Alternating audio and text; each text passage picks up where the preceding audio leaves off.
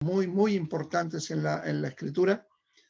Y ahora vamos a darle lectura al capítulo 24 de Mateo y lo haremos confiando, creyendo en nuestro Señor Jesucristo. Amén.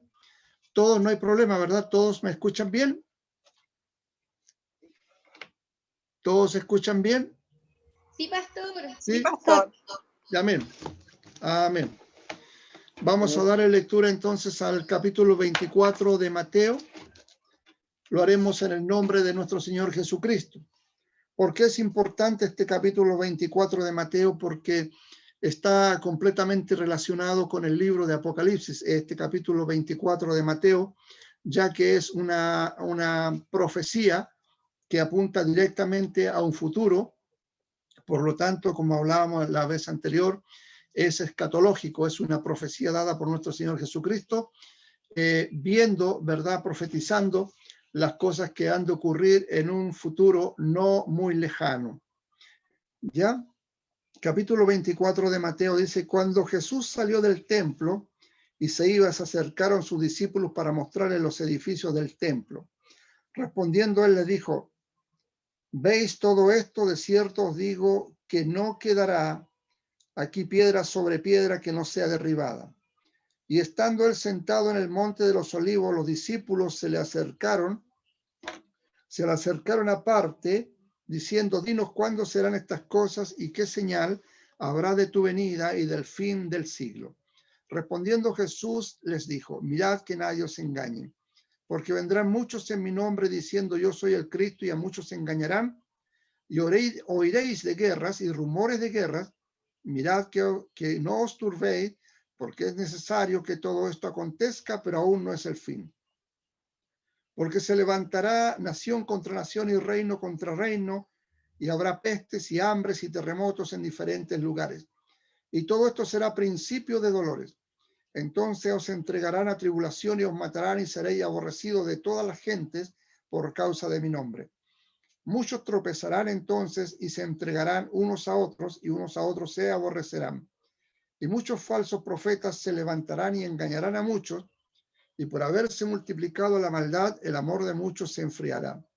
Mas el que persevera hasta el fin, este será salvo. Y será predicado este evangelio del reino en todo el mundo, para testimonio a todas las naciones, y entonces vendrá el fin.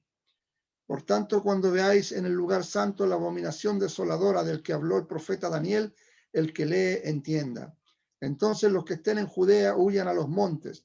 El que esté en la azotea no descienda para tomar algo de su casa, y el que esté en el campo no vuelva atrás para tomar su capa. Mas hay de las que estén encintas y de las que críen en aquellos días. Orad pues que vuestra huida no sea en invierno ni en el día de reposo.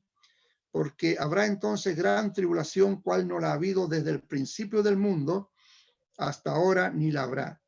Y si aquellos días no fuesen acortados, nadie sería salvo.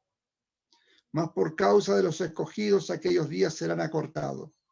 Entonces, si algunos dijeren: mirad, aquí está el Cristo, mirad, allí está, no lo creáis. Porque se levantarán falsos cristos y falsos profetas, y harán grandes señales y prodigios, de tal manera que engañarán, si fuera posible, aún a los escogidos. Ya os lo he dicho antes. Así que si os dijeren: mirad, está en el desierto, no salgáis, o mirad, está en los aposentos, no lo creáis. Porque como el relámpago que sale del oriente y se muestra hasta el occidente, así también será la venida del Hijo del Hombre. Porque donde quiera que estuviera el cuerpo muerto, allí se juntarán las águilas. Amén. Dios les bendiga. Bueno, para comenzar, ustedes conocemos, ¿verdad?, el libro de Mateo. El libro de Mateo, para comenzar explicando, Mateo es el autor de este evangelio.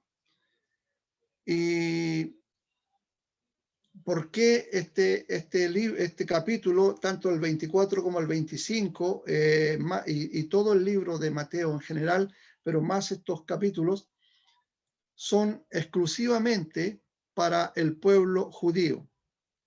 ¿Por qué? Porque fijémonos bien, los cuatro evangelios, los cuatro libros sinópticos, los cuatro evangelios, fueron escritos a diferentes públicos, por decirlo así. Mateo fue escrito a los judíos, ¿por qué? Por el capítulo 1, Mateo, porque Mateo es judío principalmente, Mateo sabía que el pueblo hebreo hacen mucho hincapié en quién es el rey. Entonces Mateo, sabiendo esto, en el capítulo 1, les da a entender a los judíos la genealogía de Jesucristo, la genealogía del futuro rey. Es por eso que ellos se querían saber, tenían un deseo tremendo de saber las raíces de dónde venía el futuro rey.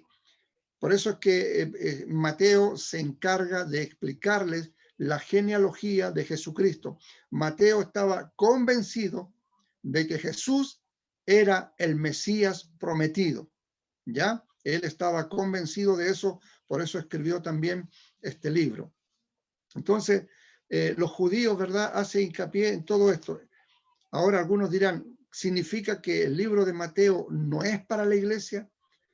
La iglesia, nosotros, ¿verdad?, tenemos que sacar, ¿verdad?, tenemos que aplicar muchas de las cosas, enseñanzas, qué sé yo, parábolas, muchas cosas, tenemos que sacar y aplicarlas a nuestra vida, porque nos corresponde hacerlo, es la palabra de Dios, ¿ya? Pero este mensaje fue escrito única y exclusivamente al pueblo judío. Habla de el milenio terrenal de Cristo, el reino milenial de Cristo Jesús. No habla del reino celestial, el cual es y pertenece a la iglesia. No es para la iglesia. Entonces, las aplicaciones sí tenemos que sacarla, velad y orad en todo tiempo, tenemos que hacerlo. Las enseñanzas que hace Jesucristo tienen que ser aplicadas a nuestra vida, porque como les dije, es la palabra de nuestro Señor, ¿ya? Entonces, el libro de Marcos, fijémonos bien, el libro de Marcos fue escrito para los romanos. También la iglesia, las aplicaciones son para nosotros, ¿verdad?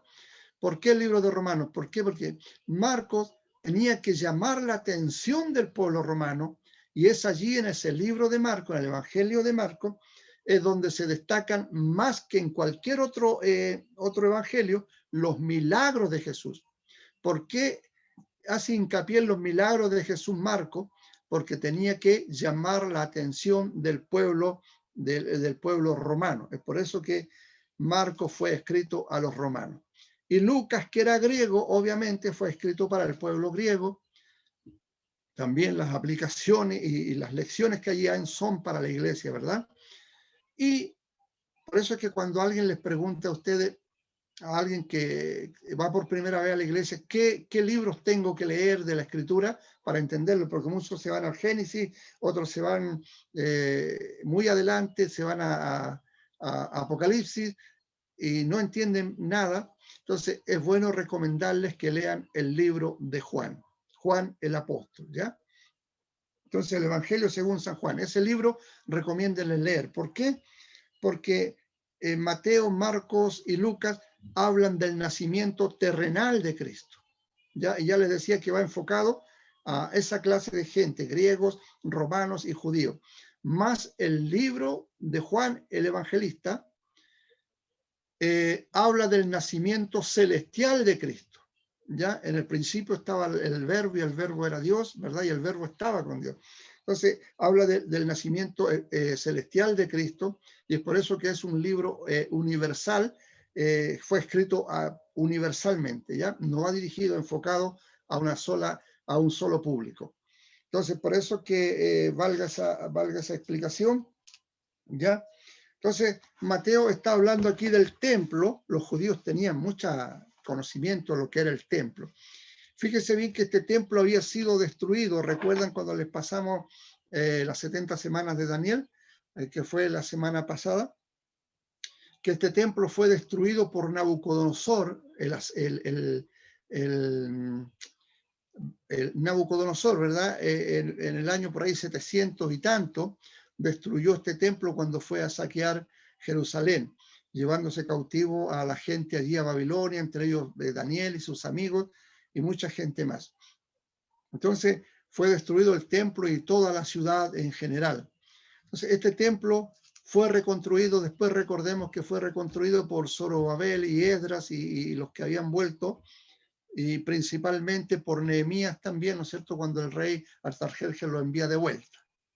Entonces reconstruyen los muros y todo, y ahora este templo, ¿verdad?, lo toma Herodes el Grande, cuando Roma toma secuestrada, porque vinieron primero los babilonios, los griegos, los babilonios, los medapersas, los griegos y los romanos.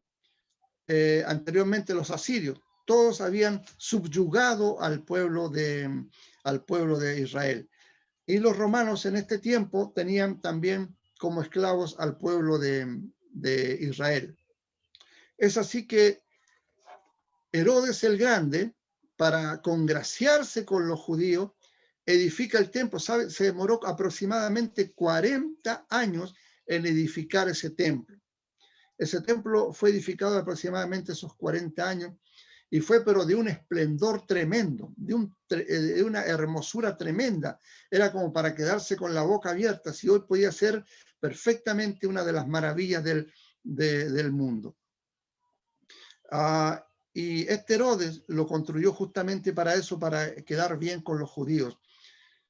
Y es por eso que se sentían orgullosos de ese templo. Fíjese bien que cuando el templo fue destruido en el año 70 y también fue saqueado y quemado, se dice, los historiadores dicen que el oro, porque había puesto oro en los muros. Se dice que cuando se prendió fuego al templo, el oro se derritió y corría por las ranuras de las piedras. Era tremenda, debe haber sido tremenda la hermosura de ese templo. Es por eso que los discípulos le dicen a Jesús, cuando en el versículo 1, cuando Jesús salió del templo y se iba, se acercaron sus discípulos para mostrarle los edificios del templo.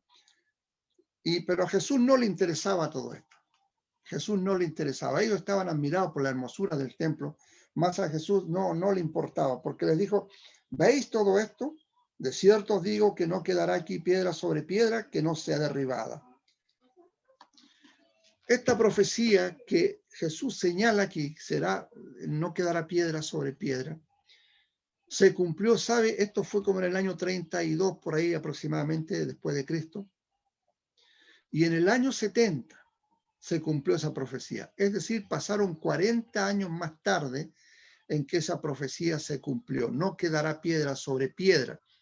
Cuando el emperador romano, Tito, entró con sus huestes romanas a Jerusalén y saqueó Jerusalén y comenzaron todos los judíos a huir por todo el mundo, ¿verdad? Que les decía anteriormente que será llamada como una de las diásporas, que significa la dispersión, la salida, la huida de Jerusalén. Y estaba allí relatándoles aquello, que Jesús no se había maravillado de este templo, sino que les había dicho que no quedará piedra sobre piedra de este lugar. Y así fue que en el año 70 no quedó ninguna piedra de todo ese hermoso lugar, no quedó nada, todo fue desolación, ¿ya? Y estando Jesús se fue con sus discípulos al monte de los olivos, y los discípulos no aguantaron más y se acercan y le preguntan, Señor, dinos cuándo serán estas cosas y qué señales habrá de tu venida y del tiempo del fin del siglo. Del tiempo del fin del siglo no significa la existencia de este mundo, sino que del tiempo presente deja de ser, ¿ya? Respondiendo Jesús le dijo, mirad que nadie os engañe. Es la primera advertencia que les dice, mirad que nadie os engañe, porque vendrán muchos en mi nombre diciendo, yo soy el Cristo, y a muchos engañarán. Todo hemos visto a través de toda la historia de la iglesia y de toda la historia de la humanidad que han salido mucha gente, ¿verdad? Tratando de personificar a alguien, tratando de imitar a alguien y tratando de la idolatría, ¿verdad? La idolatría por alguna persona. Hoy en día han aparecido muchos falsos profetas y eso es verdad, lo hemos visto ya que tenemos el internet, podemos ver lo que ocurre en otros lugares, en otros países, cómo se está hablando tanta mentira, tanto cuento que se está entregando a la gente por distintos medios de comunicación, en iglesias, ¿verdad? En muchos lugares del mundo están apareciendo y está ocurriendo en todo lugar. Así que por eso Jesús nos hace esta advertencia como pueblo: mirad que nadie os engañe. Ya le está hablando al pueblo judío. El templo era judío, ¿ya? Entonces, dice: y oíréis de guerras y rumores de guerras, y mirad que no os turbéis, porque es necesario que todo esto acontezca, pero aún no es el fin. Porque se levantará nación contra nación y reino contra reino, y habrá pestes y hambres y terremotos en diferentes lugares. Fíjese que los terremotos, hermanos, los terremotos que se ocurren en el Apocalipsis, como les decía, esto va estrechamente ligado con el Apocalipsis del capítulo 6, el capítulo 6 de Apocalipsis, ¿ya? Dice que hay al menos 4 terremotos, y el último es el más intenso, ¿ya? En Apocalipsis 6, verso 12, aparece un terremoto. Apocalipsis 8:5, otro terremoto.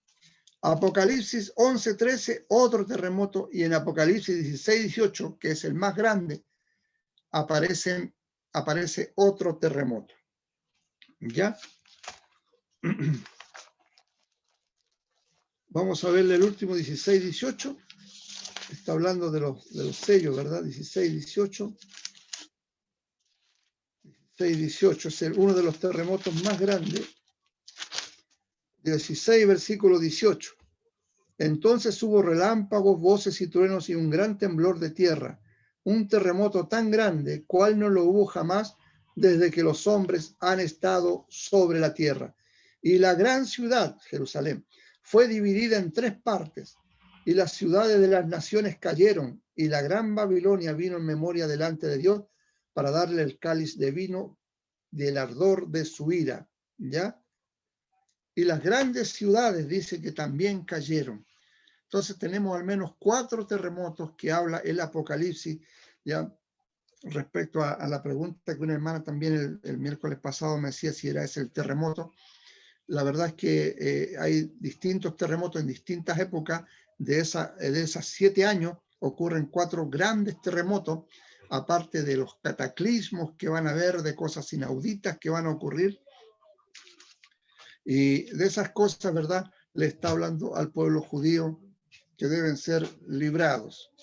¿Ya? Ahora, continuamos. Y esto será principio, porque se levantará la nación contra nación, dice, y reino contra reino, y habrá pestes, hambres y terremotos en diferentes lugares, y todo esto será principio de dolores. ¿Ya? Acá, en el verso 8, cuando dice todo esto será principio de dolores, las Biblias en otras versiones, en algunas versiones, como la Biblia de las Américas, que es más apegado al original, dice, serán dolores de parto. La otra vez ya también se lo explicaba por qué señalan la otra Biblia dolores de parto. Porque los dolores de parto se van intensificando a medida que va pasando el tiempo. Estos dolores que comienzan aquí también se van a ir intensificando de una manera tremenda, brutal. Ya será desastroso lo que ha de ocurrir, lo que Jesús está profetizando acá, lo que ha de ocurrir en un futuro ya no muy lejano, cuando se le dé comienzo a la semana 70 de Daniel, que son los 7 años que están ahí en el aire, ¿no es cierto? Cuando la iglesia ya, una vez que ya no estemos aquí en la tierra, esos sellos, los 7 sellos que habla de Apocalipsis y las 7 trompetas y las 7 copas comienzan a ser desatadas sobre la tierra una tras otra. Se desata el primer sello, segundo, tercero, cuarto, quinto y sexto sello para dar comienzo de inmediato a la primera trompeta, segunda trompeta, y es así, ¿verdad? Se van continuando, sucediendo una tras otra. Por eso es que los dolores van a ir incrementándose. La tercera parte, los 3 años y medio, son 7 años dividido en dos partes. Los 3 primeros años abarcan los 7 sellos y la segunda parte, ¿verdad? Al empezar la segunda parte comienzan las 7 trompetas. Pero cuando se comienzan a derramar las copas de la ira, ya la cosa se puso terriblemente mala. Es allí cuando se le llama la tribulación, la grande. Así habla la Escritura. La tribulación, la grande. ¿Por qué? Porque las cosas que han de ocurrir en la segunda mitad de los 7 años, los 3 años y medio finales, son tremendos, tremendos, hermanos, de mucho dolor. Por eso es que acá habla como dolores de parto. Estos se van intensificando cada día más. Amén. Entonces, eso es lo que la palabra de Dios dice, ¿ya? Entonces os entregarán a tribulación y os matarán y seréis aborrecidos de todas las gentes por causa de mi nombre.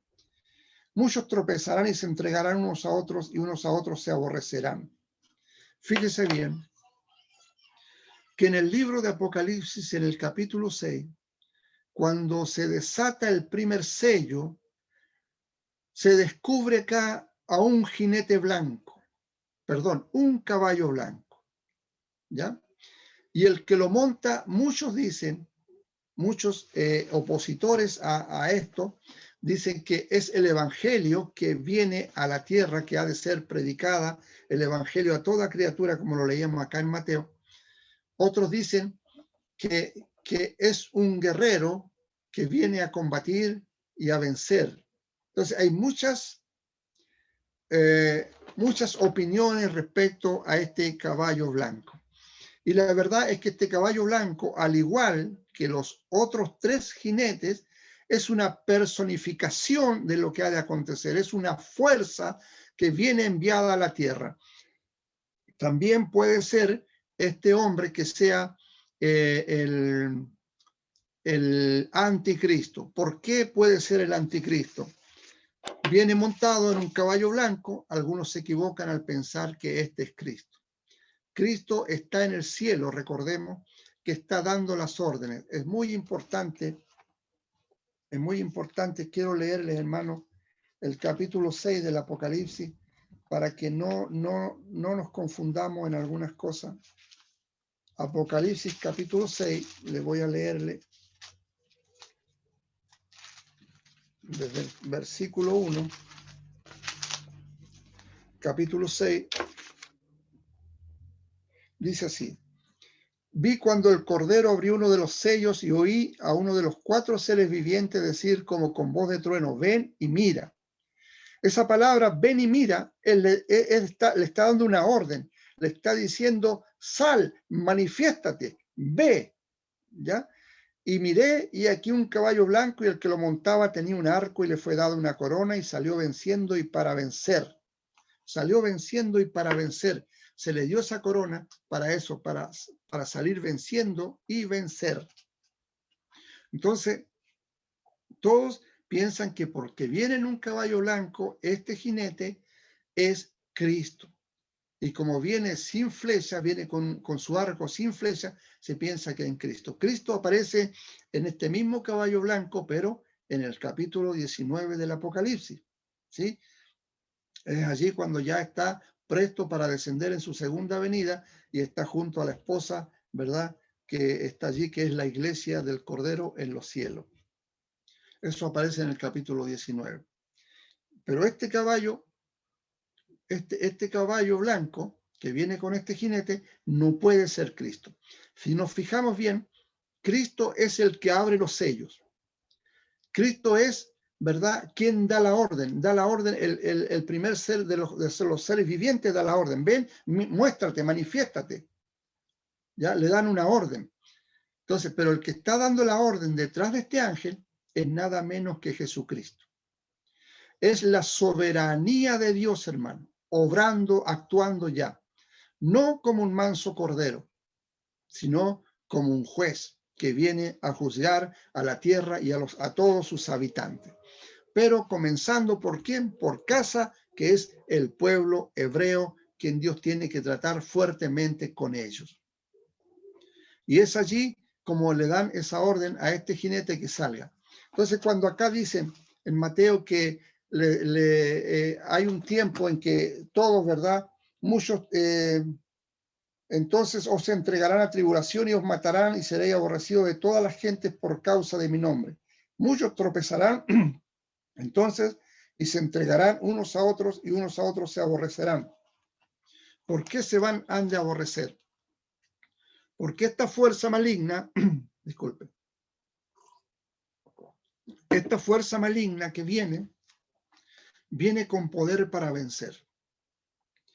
No puede ser Cristo tampoco por otra razón, porque seguidamente, después de este sello, seguidamente, viene el jinete, ¿verdad? El caballo que le es dada la potestad para quitar la paz sobre la tierra y que los hombres se maten unos a otros, ¿ya?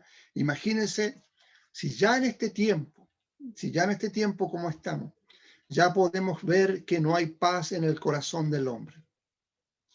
Hay peleas, hay pleitos, hay asesinatos día tras día, y nosotros ya nos asombramos por esas cosas porque son diariamente, constantemente que las estamos viendo y esto se va a ir incrementando en el tiempo. Si esto no es nada comparado con lo que ha de suceder. Por eso es que debemos mostrarnos agradecidos delante de Dios por el tiempo en que estamos viviendo, por lo que Él hará con su iglesia, que a su iglesia la quita de este peligro inminente que ha de ocurrir sobre la tierra. Apocalipsis 3:10, por cuanto has guardado la palabra de mi paciencia, yo también te libraré del día de la prueba que ha de venir sobre el mundo entero. No es que venga sobre un lugar y después en otro lugar, no. Es seguidamente, sin cesar, sobre el mundo entero es la prueba. Y esa prueba viene sobre todos ellos, los que no creyeron en nuestro Señor Jesucristo, los que rechazaron su evangelio de la gracia, los que pisotearon la sangre de su Hijo amado, nuestro bendito Salvador. Para ellos es el tiempo de juicio, es el tiempo de exclamación. Fíjense que hay lugares, Sofonía dice que será un día de ira, Jeremías también lo dice lo exclama como un día de dolor, Isaías también lo menciona, un día grande y terrible de Jehová, Malaquías, el Dios grande, dice que hay un horno de fuego que viene. Entonces, hay muchos profetas del Antiguo Pacto que anunciaban este día, el día grande y temible de Jehová. Jehová en el Antiguo Pacto y Señor en el Nuevo Pacto. Entonces, es el mismo Dios ejecutando, ¿verdad?, estos juicios eternos. Algunos dicen que Dios no puede hacer eso, que Dios es muy grande y misericordioso, pero es que no conocen los atributos de Dios. Dios tiene muchos atributos. El mayor de ellos para nosotros, ¿verdad?, es el amor. El amor lo mueve a Él. Pero también ese amor lo lleva a ser justo, lo lleva a hacer justicia. Entonces no debemos olvidarnos de aquello. Entonces él abrió, ¿verdad? Y miré aquí un caballo blanco y el que lo montaba tenía un arco y le fue dado una corona y salió venciendo y para vencer. Le fue dado una corona. Y también tenía, ¿verdad?, un arco pero sin flechas. ¿Qué significa? Que él va a ganar las guerras no con armamento, sino con su palabra. Va a ser el anticristo, va a ser alguien mentiroso, como lo ha sido siempre la serpiente desde el principio. Ya va a llegar arrastradamente hasta la gente, convenciéndola. Y este anticristo no se ha de manifestar como un tiempo como ahora, que donde aún hay paz. Se ha de manifestar en un tiempo terrible, cuando toda la gente esté corriendo de un lado para otro, desesperada, ya el arrebatamiento ha ocurrido.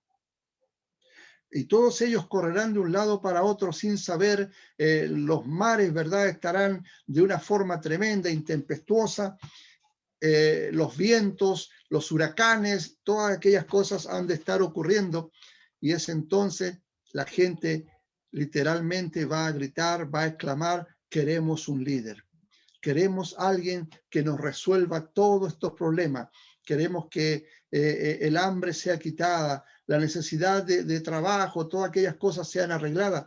Y entonces va a aparecer este hombre que viene con el arco, que ha venido con su arco sin flecha, porque no gana las guerras con armamento, sino persuade a la gente. Tendrá, como decimos el buen chileno, mucho bla bla. Así es que este personaje se ha de manifestar. Luego vienen, ¿verdad?, los otros dos jinetes en camino. Entonces, ¿por qué esta gente que dice aquí, entonces os entregarán a tribulación y matarán y seréis aborrecidos de toda la gente? ¿Por qué ha de ocurrir así? Porque esta gente que está acá, los judíos, los hebreos, se han de matar entre ellos por defender su propia vida.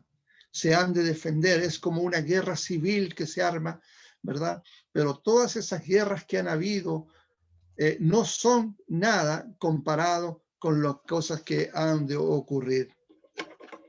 Es allí entonces cuando se ha de manifestar este anticristo.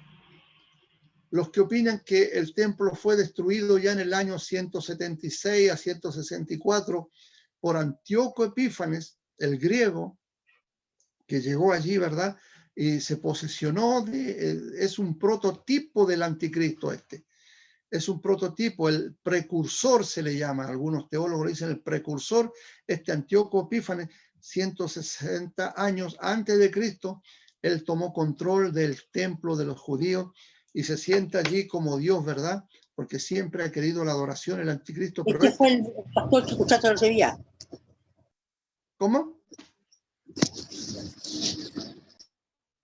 ¿Sí? Ya, ¿no lo entendí bien? Ya, bueno, este Antíoco Epífanes, ¿verdad?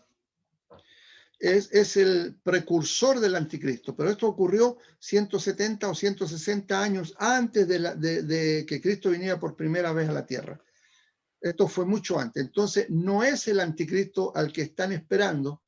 El anticristo que ha de venir es un hombre poseído completamente por Satanás que viene a hacer gran destrucción y ruina al mundo. Entonces, por eso es que está relacionado este capítulo de Mateo 24, está relacionado íntimamente con Apocalipsis, principalmente con el capítulo 6, donde Jesús está anunciando acá lo que ha de ocurrir. Y en el capítulo 6 ya de Apocalipsis lo vemos revelado, ¿ya? Ahí vemos las cosas que van a ocurrir. ¿Sí? Dice, y muchos tropezarán entonces y se entregarán unos a otros y unos a otros se aborrecerán, por el mismo tema anterior, ya que va a haber una gran guerra y todos se van a aborrecer unos con otros por defender nuestra propia vida, digo yo, ¿no es cierto? Pero ya nosotros no estaremos, sino que seremos la iglesia allá arriba gozándonos con Cristo. Acá, ¿verdad? Ha de haber mucha hambre, guerra y todas esas cosas, y muchos falsos profetas se levantarán y engañarán a muchos. Y por haberse multiplicado la maldad, el amor de muchos se enfriará. El amor de muchos se enfriará. La verdad es que el amor de muchos ya se ha enfriado hace mucho tiempo. Hace mucho tiempo. Hay una palabra que hoy está muy de moda, que se habla en los círculos por ahí, que es la palabra empatía. Hay que tener empatía con los demás. Y es cierto, ¿por qué? Porque ya no se tiene eso. Si yo tengo una opinión distinta a la suya, ¿sabe qué? Capaz, esos tipos se levantan, disparan, matan a personas porque piensan diferente, porque tienen una manera diferente de pensar y no está esa empatía. ¿Por qué? Porque ya el amor de muchos se ha enfriado aún en este tiempo, estando la iglesia presente. La iglesia, hermano, es la que formamos usted y formamos yo y formamos todos los millones de creyentes que están a través de todo el mundo y que son los que debemos resplandecer en medio de este mundo de tinieblas. ¿Ya? Entonces debemos resplandecer. La verdad es que muchos cristianos se han dormido, como decimos, se han dormido los laureles, pero Cristo nos va a despertar. Cristo nos va a despertar. Dios quiera que no sea con sucesos, ¿verdad? A veces es necesario, para Dios es necesario, porque fíjense bien, en el libro de Hechos, en el capítulo 2, me parece, del libro de Hechos, cuando hablan sobre la venida del Espíritu Santo, Jesús le da una orden a sus discípulos. Les dice, y recibiréis poder cuando haya venido sobre vosotros el Espíritu Santo, y me seréis testigo en toda Jerusalén, Samaria y hasta lo último de la tierra. Pero ellos, ¿qué hacen? No obedecen, fueron llenos del Espíritu Santo, pero no salieron a predicar el Evangelio. Hoy la iglesia está llena de gente que está llena del Espíritu Santo y no han salido. ¿Ya? No han salido, no han llevado el Evangelio. Algunos dirán, no tengo ese ministerio de evangelista. No es necesario. Todos tenemos el ministerio de ser evangelistas. ¿Por qué? Porque no es necesario que nos paremos en una tarima a predicar, sino que podemos hacerlo persona a persona. Todos tenemos ese don, ese ministerio. Entonces, amados hermanos, los discípulos, fíjense que no salieron a predicar como Cristo les había dicho. ¿Ya?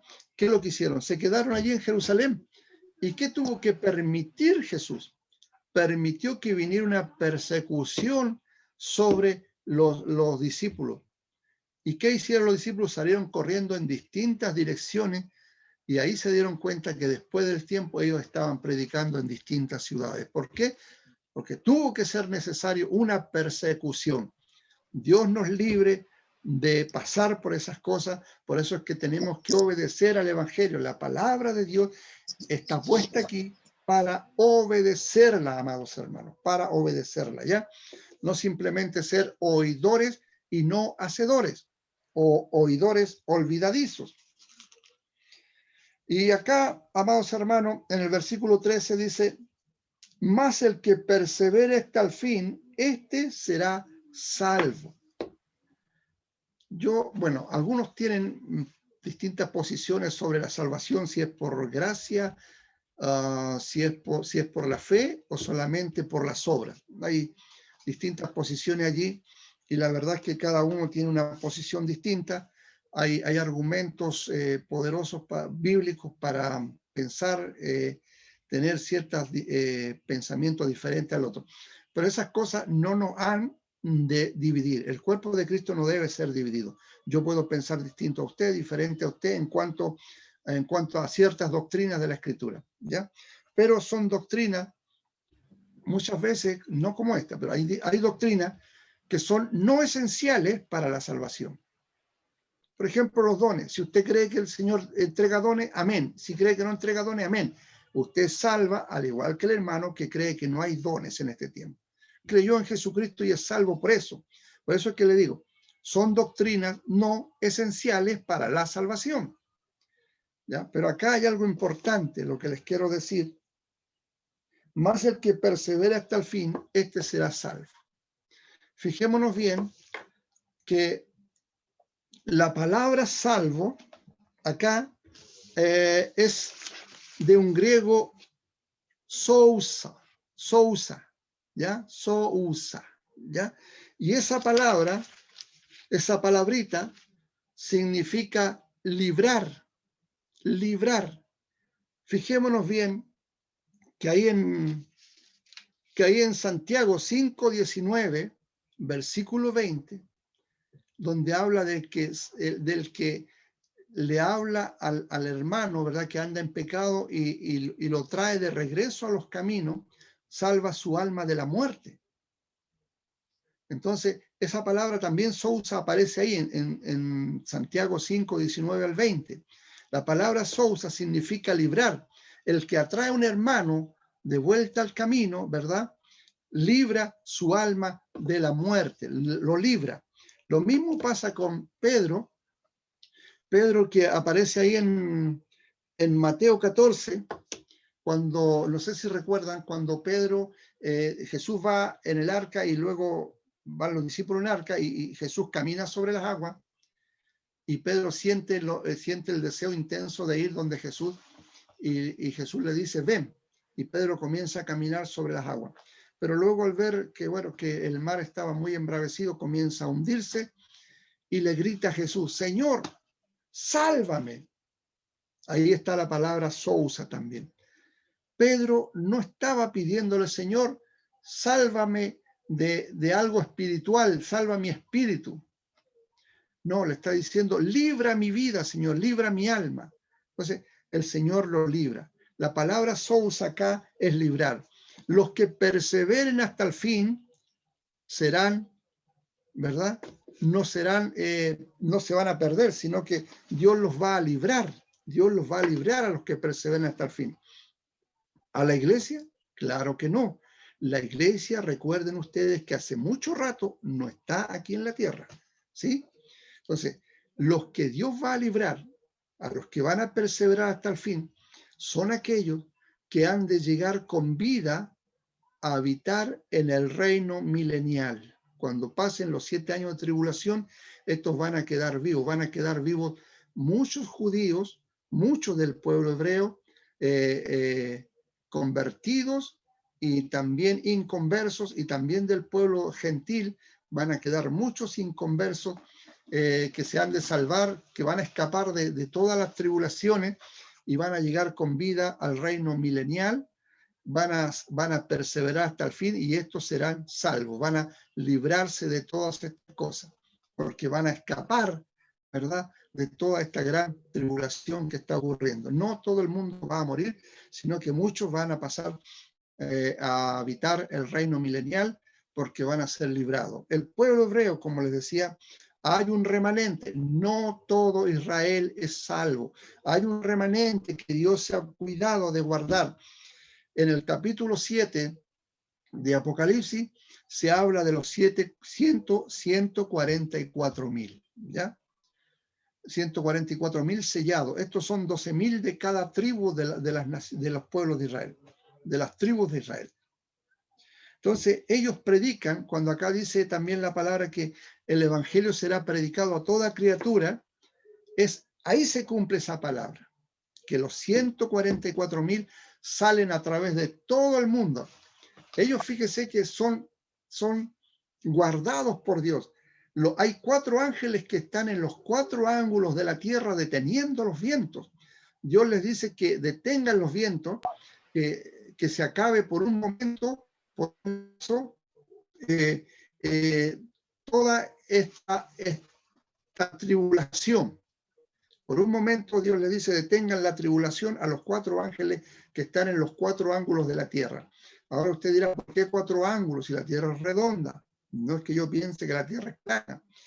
Ahí se dice 4 ángulos, dice la palabra, y los ángeles comienzan a detener los vientos. ¿Para qué los detienen?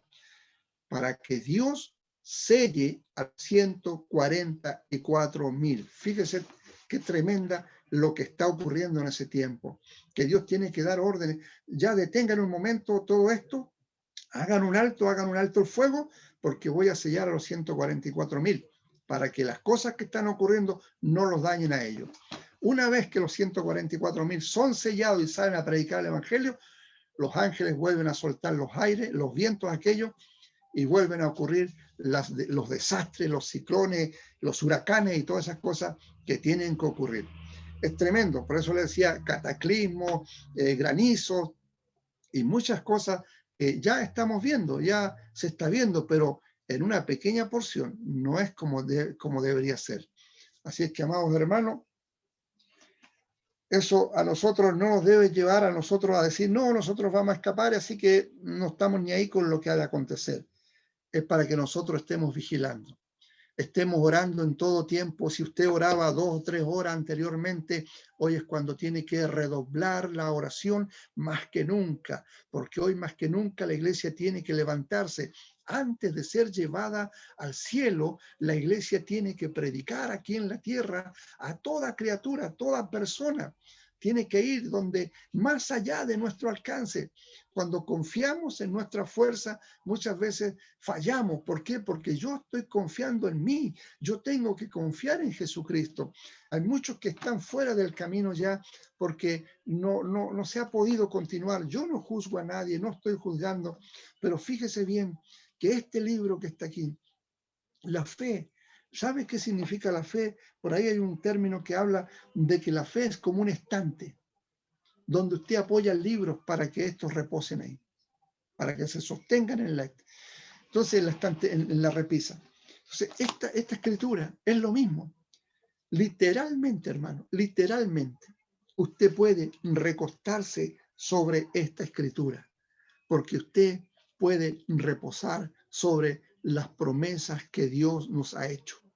Si usted está con alguna enfermedad, si está atado, si tiene cualquier cosa, las promesas de Dios, descanse en ellas. No permita que la tribulación, que la maldad o todo lo que esté pasando en el mundo nos ponga cobarde, nos haga retroceder. No, amados hermanos, somos más que victoriosos en Cristo Jesús. Estamos confiando en sus promesas y Él nos dio sus promesas. Él es fiel y verdadero y confiamos en que Él nunca va a fallar. Yo quiero hacerle una pregunta.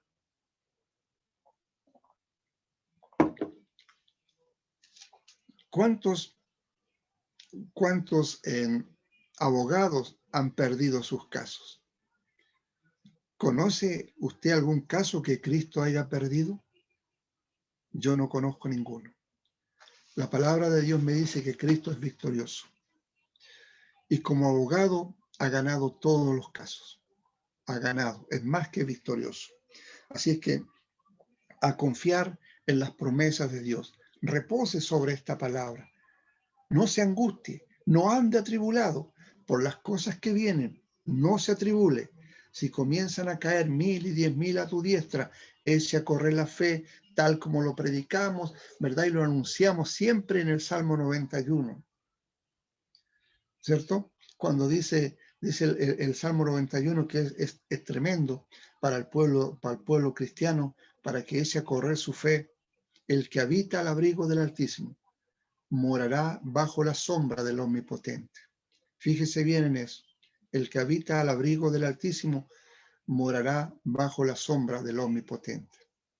No dice el que me visita, sino que dice el que habita. Cuando yo le digo, yo habito en aquel lugar y usted me va a buscar allí me encuentra porque allí yo habito, ¿cierto?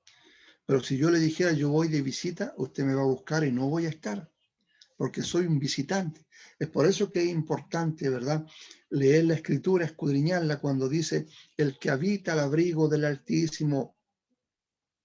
El que habita al abrigo del Altísimo morará bajo la sombra del Omnipotente. Diré yo a Jehová, esperanza y castillo mío, mi Dios, en quien confiaré.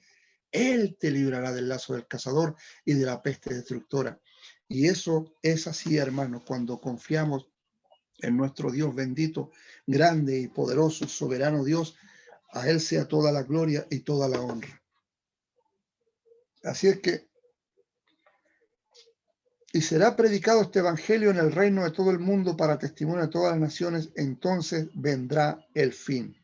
¿Quiénes han de predicar este evangelio a todas las naciones? Son los 144.000 sellados, que son exclusivamente del pueblo de Israel. No son de España, ni de Italia, ni de Chile, de ninguna parte. Nada más que judíos, ¿verdad? Entonces, toda la palabra está dirigida a los judíos, al remanente, ¿verdad? Al pueblo de Israel, y Dios se va a guardar ese remanente que Él tiene, porque el pueblo judío ha de ser pasado por fuego en aquel tiempo, y Dios lleva a su pueblo a un lugar en el desierto, y Él lo protege. No pregunten cómo lo protege, cómo lo guarda. La otra vez les comentaba también que Dios en el desierto, en el antiguo pacto con Moisés, tenía aquella columna de fuego para que los abrigase de la noche. ¿Cómo lo hacía? De una forma poderosa, soberana. Y aquella nube que los cubría, los protegía del sol, ¿cómo lo hacía? Solamente el Dios Todopoderoso puede hacerlo. Así también Dios va a guardar y a librar a su pueblo en el desierto. Por tanto, cuando veáis en el lugar santo la abominación desoladora del que habló el profeta Daniel, el que lea entienda. Daniel habló en Daniel 27, habló de la abominación desoladora que viene, ¿verdad? Mucho ahí le leía yo lo que significaba también Antíoco Epífanes, que es el precursor, que es un prototipo del anticristo, pero no le llega ni a los talones al anticristo, porque el anticristo será un tipo malvado, sin piedad. Entonces los que estén en Judea huyan a los montes. En Judea, ¿ven? No dicen los que estén en Barcelona, los que estén en Santiago, no. Los que estén en Judea huyan a los montes. El que esté en la azotea no descienda para tomar algo en su casa, y el que esté en el campo no vuelva atrás para tomar su capa. Mas hay de las que estén encintas y de las que críen en aquellos días. Orad pues que vuestra vida no sea en invierno ni en el día de reposo. Día de reposo era el día del Shabbat, el sábado, ¿verdad? ¿Por qué les pide que oren? Para que aquellos acontecimientos no ocurran en invierno, para que esa tribulación tan grande que se viene sobre el mundo y sobre el pueblo de Israel especialmente, no sea en invierno, no sea en el sábado, porque el día sábado ellos son muy, muy respetuosos. Es por eso que ellos antiguamente no mencionaban el nombre de Dios, simplemente decían dis, la O la omitían, decían dis nada más, porque tenían miedo a nombrar el nombre Dios completo. Entonces, ellos respetan mucho sus leyes. Así es que el día del reposo, ellos deben orar. Jesús les recomienda orar para que aquella huida que ellos tengan no sea en el día de reposo. ¿Por qué? Porque en el día de reposo podían solamente caminar 900 metros, nada más. Nada más que 900 metros. Entonces 900 metros no iban a llegar muy lejos, pero ellos tenían que huir a los montes, no alcanzaban. Entonces por eso Dios les aconseja, Jesús les aconseja, orad para que vuestra huida no sea en invierno por el hielo que hay, ni tampoco sea en el sábado, el día de reposo, por lo que no podían moverse por mucho tiempo. Y las mujeres encintas, ¿verdad?, iban a tener mucho sufrimiento en aquel tiempo huyendo con sus bebés. Porque iba a ser, ¿verdad?, el año, se iban a cumplir los 7 años de grande tribulación. Porque habrá entonces gran tribulación. Aquí ya comienza la grande tribulación, cual no la ha habido desde el principio del mundo hasta ahora, ni la habrá. Apocalipsis 7:14 habla de aquello también. Y si aquellos días no fuesen acortados, nadie sería salvo. Mas por causa de los escogidos, aquellos días serán acortados. Ya vemos que cómo el tiempo está pasando rápidamente, cómo el tiempo se va acelerando rápidamente. Despertamos y nos damos cuenta que ya estamos en la noche y decimos no alcancé a hacer nada. El tiempo corre rápidamente. El tiempo está ocurriendo de una manera tremenda. No entiendo mucho sobre, por ejemplo, los grandes terremotos que han habido, han girado el eje de la Tierra, lo han desviado, no sé por cuánto, si algunos segundos, cosas así, que se habla, los científicos entienden de todo esto, que he leído algo por ahí donde eso ha dado que la Tierra, en vez de 24 horas literales, esté como en 22 horas literales, ¿ya? No está haciendo su ciclo completo, lo está haciendo completo, perdón, sino que lo hace más rápidamente anterior que antes. ¿Por qué? A causa de estos terremotos que han habido, que han sacado un poco el eje de la Tierra. Entonces se ha movido un poquito la Tierra de su eje central, eso es. Así es que por eso que tenemos los días que son más cortos, se nos hacen muy, muy, muy cortos en realidad. Así es que la Tierra en aquellos tiempos, a causa de todos esos terremotos que van a suceder, va a ser tremendo, va a ser mucho, mucho más rápida la Tierra en girar. Así que entonces, si alguno dijere, mirad, aquí está el Cristo, mirad, allí no lo creáis, porque se levantarán falsos cristos y falsos profetas y harán grandes señales y prodigios de tal manera que engañarán, si fuera posible, aún a los escogidos. Aún a los escogidos se está refiriendo al pueblo de Israel. Recuerde que la iglesia ya no está. Pero aún en este tiempo, por eso es que nosotros tenemos que sacar aplicaciones de acá y aplicarlas a nuestras vidas. Aún en este tiempo hay engañadores y están a través de todo el mundo. Entonces nosotros, los hijos de Dios, no tenemos que permitir el ser engañados. ¿Por qué? Porque nosotros vamos a ser responsables de aquello. Cuando viene alguien que no tiene el Espíritu de Dios, es cuando se debe tener discernimiento. Dios dio dones a la iglesia para que funcione como cuerpo. En el corazón de Dios nunca estuvo que la iglesia bautista tuviera dones, que la iglesia adventista, que la iglesia bautista le diera dones, a la iglesia pentecostal también le diera dones, y ellos tienen que funcionar como cuerpo. En el corazón de Dios nunca estuvo que los bautistas estuvieran por allá, que los metodistas por otro lado, no, sino que hizo un solo cuerpo. El hombre se apartó por distintos motivos, pero en el corazón del hombre, en el corazón de Dios, solo forma un cuerpo, ¿ya? Entonces, los dones tienen que funcionar en el cuerpo de Cristo. Porque recordemos que Pablo dice que Satanás se viste como ángel de luz para engañar. Entonces, cuando Pablo también dice en Gálatas, si algún ángel o uno de nosotros le predica un evangelio diferente al que ya hemos predicado o se ha anunciado, sea llamado anatema, es decir, sea llamado maldito. ¿Por qué? Porque está engañando con falsas doctrinas. Entonces hay que tener cuidado. Si un ángel se le presenta a usted como se le presentó el ángel, ¿verdad? A Joseph Smith, el mormón, y le reveló tantas cosas y como están extraviados hoy en día. Hay que tener cuidado, tiene que enterarse por la palabra. Si hay que hacer, fíjese que en el libro de Hechos aparece Pablo predicando, ¿verdad? Y la gente de allí, de aquel lugar donde Pablo predicaba, no recuerdo el nombre de la ciudad esta, no lo recuerdo, pero eran más sabios. ¿Por qué? Porque ellos, teniendo a Pablo predicando, un hombre que resucitaba muerto, un hombre de una sana doctrina, ellos escudriñaban las escrituras para ver si lo que Pablo estaba diciendo era verdad o no lo era. Entonces, así hay que hacerlo.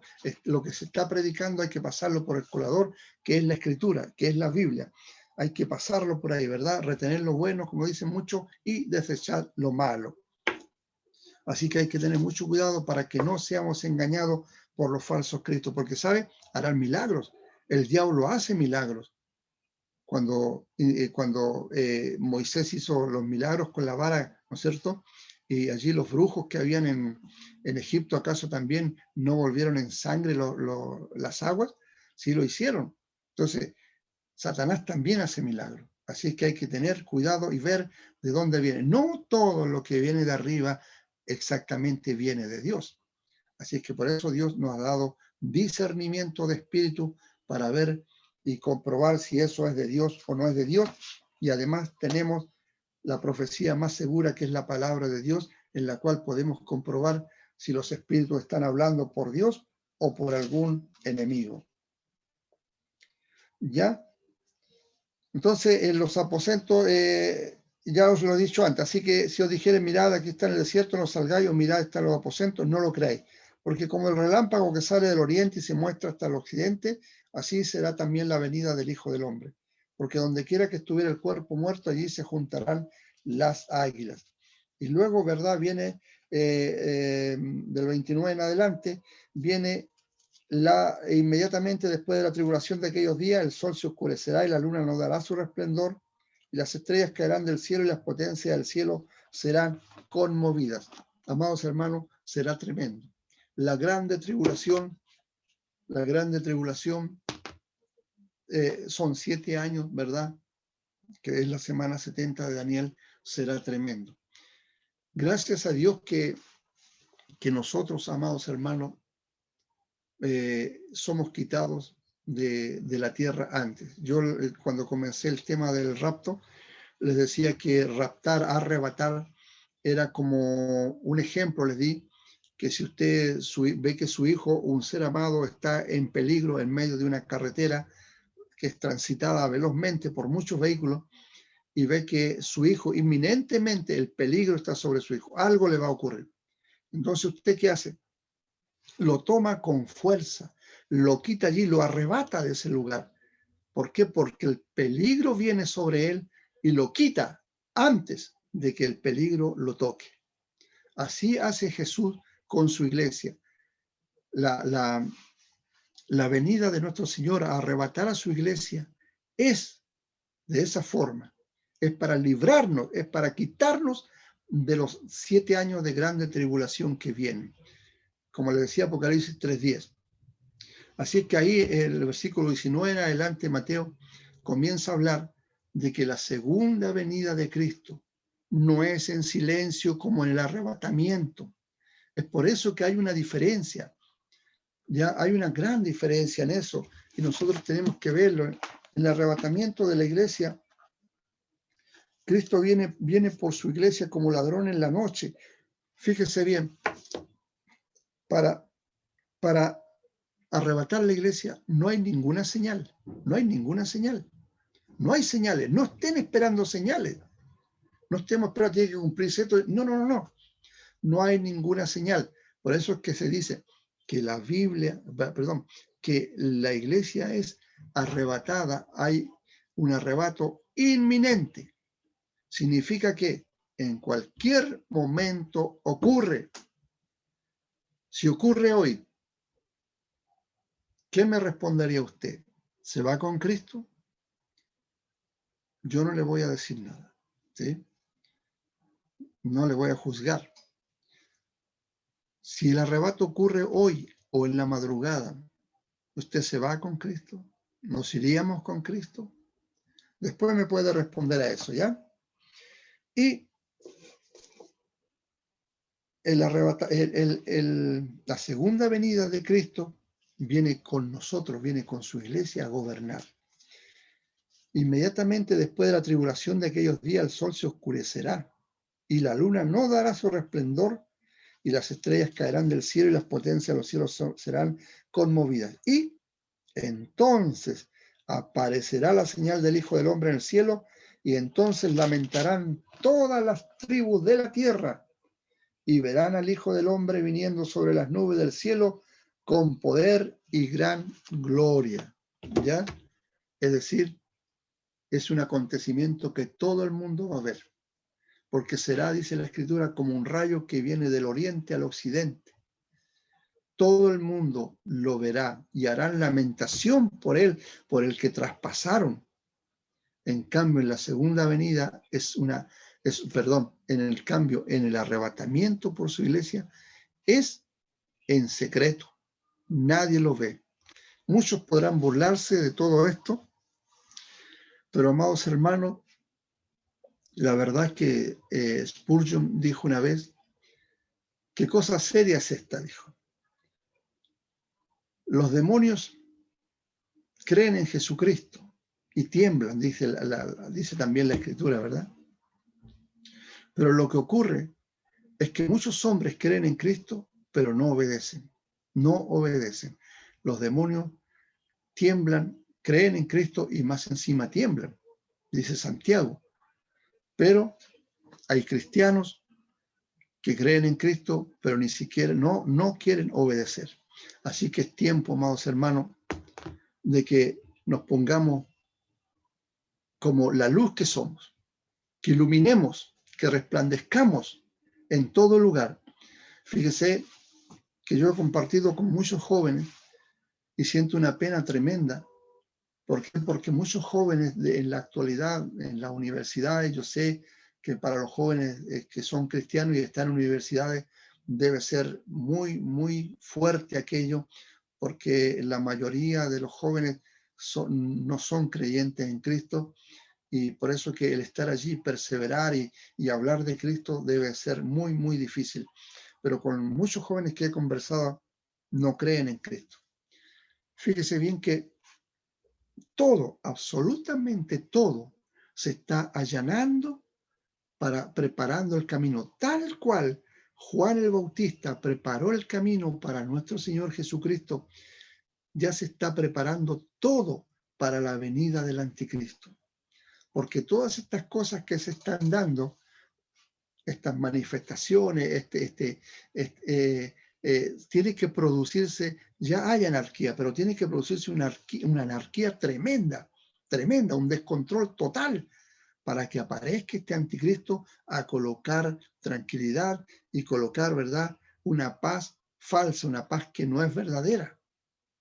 Así lo dice el jinete del caballo blanco, que después de él viene aquello que la paz es quitada sobre el mundo entero y allí comienzan las guerras. Entonces, todos estos jóvenes, a mí he conversado con ellos y para ellos Dios ya no existe. Dios no existe, no lo necesitan, no lo quieren. Entonces tiene que haber un totalitarismo. ¿Qué es lo que es un totalitarismo? En que un solo hombre tiene que controlar el mundo. Y está el posmodernismo. Hay muchas cosas que están ocurriendo. Entonces, cuando se está hablando de que se está haciendo ley, todo esto de los casamientos gay, de las lesbianas y todas estas cosas, Dios tenga misericordia de aquellas personas, de sus almas. ¿Por qué? Porque fíjese que bien que en el capítulo 11 Daniel sabe que dice que este hombre, el anticristo, no hará caso del Dios de sus padres, no obedecerá al Dios de sus padres. ¿Y quién es el Dios de sus padres? Eran judíos. Entonces el anticristo tiene que tener sangre judía. Puede venir de Europa, de cualquier lado, pero su procedencia, su origen va a ser de sangre judía. ¿Ya? ¿Por qué no va a obedecer al Dios de sus padres? Y dice algo más importante. Dice que no hará caso del amor de las mujeres. ¿Qué piensa respecto a eso? No hará caso del amor de las mujeres. Da a entender que este hombre es un homosexual. No le gustan las mujeres. Entonces, por eso que todo se está haciendo ley ahora. Todo se está allanando para que el anticristo tenga el camino preparado para poder gobernar. Amén. Así que, amados hermanos, hasta por ahí lo dejo. Me quedaron como 4 o 5 hojas por ahí que no tengo tiempo para seguir, para continuar. Bueno, pero amados hermanos, por la hora, Dios les bendiga, Dios les guarde mucho a cada uno de ustedes. Una bendición.